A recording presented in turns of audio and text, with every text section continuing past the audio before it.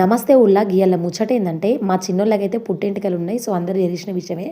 So అవి ఇప్పుడిప్పుడు దేవుళ్ళ కాడ 5 కత్తాలు ఇచ్చుకుంటూ వస్తున్నాం అన్నట్టు. గంగా స్నానం పోయి వచ్చిన తర్వాత ఫస్ట్ దర్శనం వేములవాడకు పోయినామన్నమాట. సో వేములవాడకు పోవడంతో అసలు వేములవాడ రూపురేఖలు అన్నీ మారిపోయినాయి. దర్శన నిమిత్తం మాత్రమే దేవుడు మాత్రమే ఉన్నాడు అక్కడ. సో అక్కడ చెరువు అవంతా కూడా అసలు లేనే లేదు.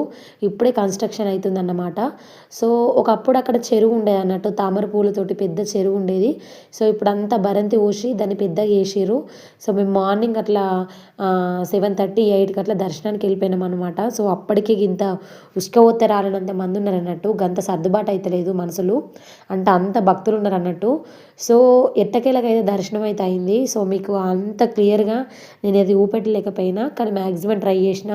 ఫొటోస్ వీడియోస్ అక్కడ ఏం తీస్తలేరు.